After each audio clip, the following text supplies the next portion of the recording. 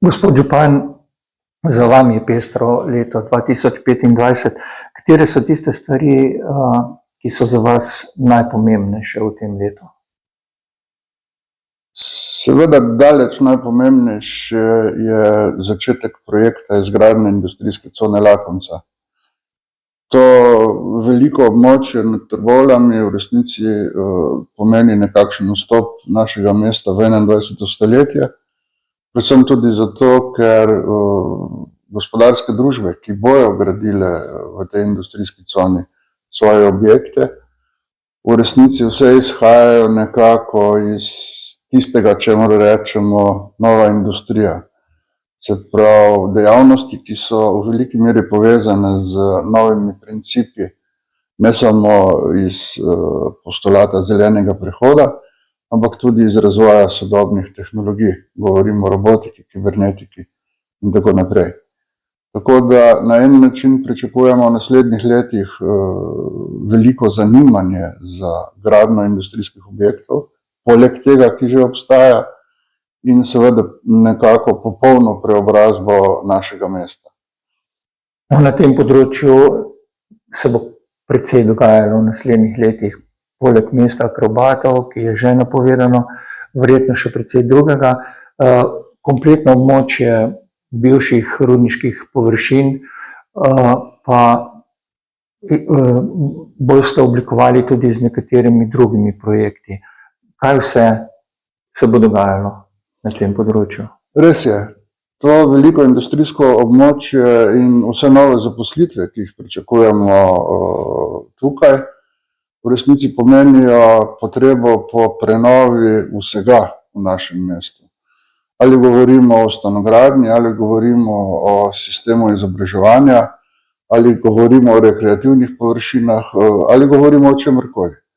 Tako da nekako najbolj sovpada z projektom izgradnje industrijske cone Lakonca tudi projekt, ki je sedaj tudi že potrjen in se mu reče Zelena vez.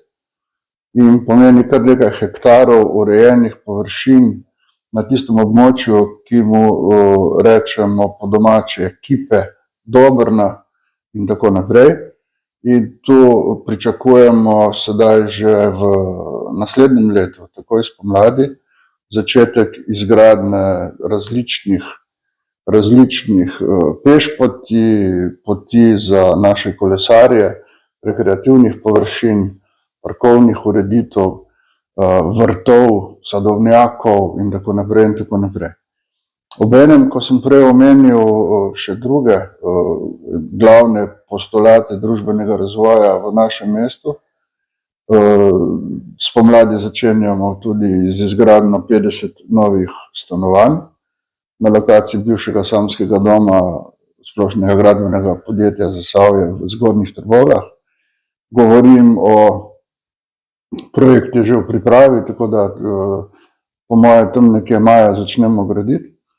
Govorimo o nadgradnji osnovne šole Trbovlje s 5 novimi učilnicami, novimi skupnimi prostori, novo kuhinjo in tako naprej. Govorimo o popolni prenovi našega vrtca Ciciban in še veliko je takih bolj drobnih stvari. Govorimo recimo o obnovi celotnega sistema kanalizacije čez celo mesto, kar se tudi začne. Govorimo o asfaltiranju različnih odsekov cest in tako naprej in tako naprej in tako naprej. No, ena od stvari, ki pa se bodo morali nekako rešiti, je odprodaja cementarne Trbovlje. Kako zdaj kaže na tem področju? Kaže dobro. Na en način je sedaj celoten projekt, če mu lahko tako rečem, zablokiran. Išče se še rešitev. Takoj po praznikih gremo predstavniki občine Trbovlje na en, v resnici po mojem, zelo važen sestanek na Dunaj k predstavnikom Holjcima, ki so odgovorni za to multinacionalko v jugovzhodni Evropi. Tako da v končni fazi pričakujemo eno kompromisno rešitev, ne bom rekel po načelu volk sit in koza cela, ampak vsekakor takšno odločitev, ki bo ubranila interes naših občank in občanov in želja po zdravem zelenem okolju, brez hrupa, brez prahu, brez še česa drugega, tako da mislim, da nam bo v končni fazi tudi uspelo. Potem bo tudi to področje lahko oblikovano tako, kot si želite, kaj ne? Res je, dolgoročno lahko rečemo, da to celotno območje recimo našega kamnoloma se počasi potem začne spreminjati z novo stanogradnjo, z umestitvijo raznih trgovskih centrov na to območje, z preselitvijo športnih objektov na to območje, da končno Hrastnik in Trbovlje postaneta v resnici eno samo mesto. Čeprav se to sedaj mogoče sliši malo blagokletno, ampak mislim, da vse poti vodijo v en takšen razvoj. Letos vam je uspelo končno podreti paviljone na Trgu revolucije. Kako ste s tem zadovoljni? Smo zadovoljni, ampak samo seveda delno. En kos tega projekta nas še čaka in to je seveda pogajanja z gospodarsko družbo, ki upravlja z blagovnico, pravzaprav supermarketom Tuš, da se tudi ta trgovina nekako izmesti iz tega prostora ali na kakšno drugo lokacijo ali kako drugače. Tako da potem ta celoten projekt mestnega sredinskega parka, centralnega parka, nekako zaključimo tudi s tem širšim pogledom v resnici skoraj čez celo Trboveljsko dolino. Nadgradnja osnovne šole Trbovlje pomeni tudi to, da boste šolo Alojza Hofkrauta v središču Trbovelj podrli? Da, to je namen. Gre se tudi za to, da je šola Alojza Hofkrauta, sama zgradba, seveda stara 130 let in postaja popolnoma neprimerna za učne procese, ki bi bili primerni v 21. stoletju. Tako da seveda potem to celotno območje se spremeni v stanogradnjo. Izkazan je tudi kar velik interes po zgradbi mehanike, pa ne govorim zdaj o starih zgradbah, ki obkrožajo, ampak o tisti betonski kocki, kjer se predvideva dvig celotne zgradbe tam za več nadstropij in kar veliko stanovanj v tem objektu, seveda s podzemno garažo in z vsemi pripadajočimi objekti. Mogoče v spodnjih nadstropjih tudi selitev različnih, pravzaprav ali pa najem različnih gospodarskih družb s področja trgovine in tako naprej in tako naprej. Kaj pa drugi načrti, ki jih imate za leto 2026? Kaj so tiste največji projekti, ki se jih boste lotili?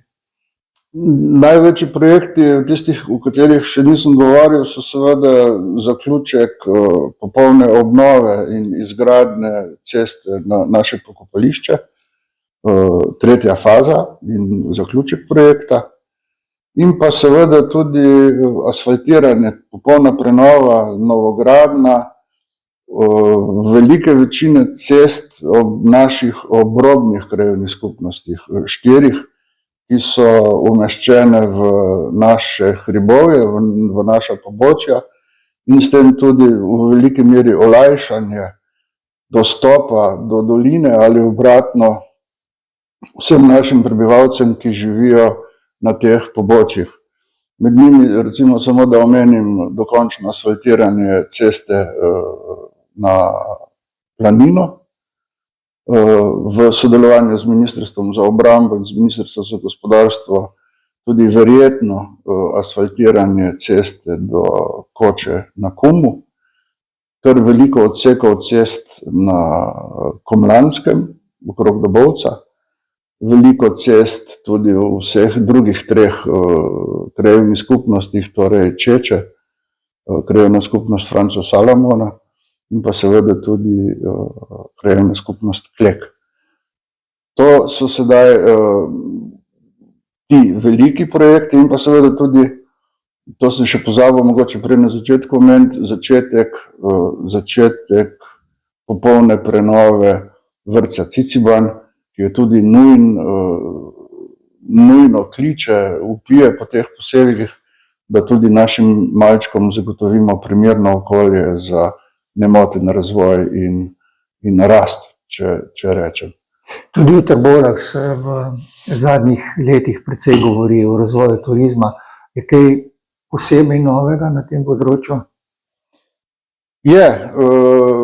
Opravljamo še zadnje pogovore z gospodarsko družbo HSE glede spremembe namembnosti trbovskega dimnika in pripadajočih objektov. Mislim, da smo na dobri poti, da naš dimnik postane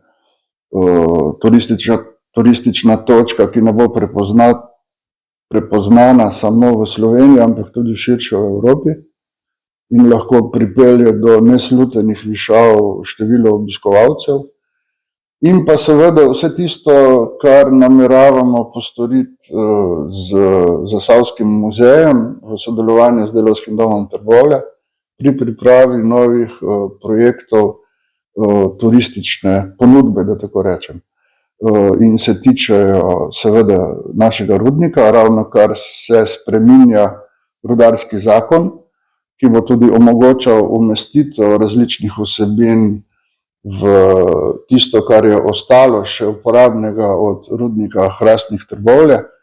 Tako da kar z zaupanjem zremo v prihodnost, predvsem tudi zaradi tega, ker vse te stvari, ki jih mislimo postoriti glede čuvanja in ohranjanja naše kulturne in tehnične dediščine v povezavi tudi z ljudskim izročilom, nameravamo postoriti z novimi tehnologijami, s hibridnimi razstavami in tako naprej. In mislim, da bomo kot že do sedaj na tem področju vsekakor v Sloveniji orali ledino. Kaj bi kot župan predlagali nekomu kot eno takšno drobno stvar v občini Trbovlje, če recimo pride iz tujine?